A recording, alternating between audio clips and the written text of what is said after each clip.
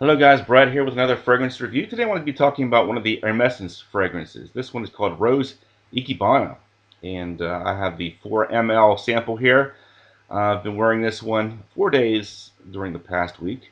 Got a pretty good idea of what it smells like. It came out in 2004, classified as a woody, spicy, and unisex. The notes, we have oranges, spices, fruity notes, musk, cassia, tea, rose, lemon, and rhubarb.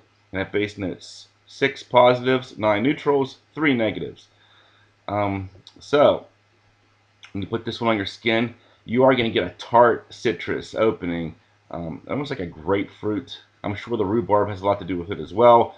It's a very tart fragrance note. I used to love eating rhubarb, so I do admire the use of rhubarb in fragrances. I'm still not sure if it's my favorite fragrance note, but it definitely is one of the better substances as far as like fruitiness for like edible uh, foods. So yeah, if you like the tart, this one does a good job with that. Of course, the rose kind of surrounds the whole fragrance as well. So rosy, tart citrus, and then in the background you get these warm spices. Kind of sweetens it up, makes it a little bit spicy and warm. And the longer it stays on your skin, the more of those spices kind of rise up and make it, sweet and warm.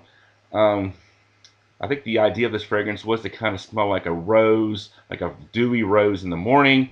I'm not really sure if that's the vibe I'm getting here. Some people say it's more like a rose soap. I kind of think back of those soaps my mom used to buy, those decorative rose soaps, and she put them around the bathroom. And then you get desperate because there's no other soaps, and you use them after you use the bathroom. And then she'd get mad and yell at you, and you're thinking, why would anybody buy a soap for decorative purposes?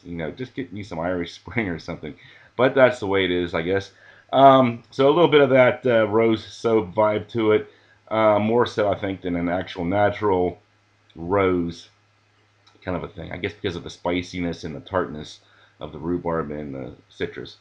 I thought it was okay. It didn't really blow me away. Perhaps a little bit better in my mind for a woman's perfume than a men's cologne because I don't really think this is something that's really going to draw women in so much. It just makes it smell kind of feminine and clean more so than like masculine and sexy. Um, One woman at work did say she could smell my fragrance and said I smell like a pumpkin. So that really didn't help matters either. So let me go ahead and get into some final scores here. The smell on a guy, I'm going to give it 6 out of 10. It's okay. I think it would probably be a 7 out of 10 on a woman though. Versatility, 6 out of 10. Probably a good fragrance for the springtime because it has that floral note in there. A lot of guys like a floral fragrance for the springtime. This would definitely fulfill that requirement. Uniqueness, 8 out of 10 because of the rhubarb and the rose. Projection longevity, 7.5 out of 10.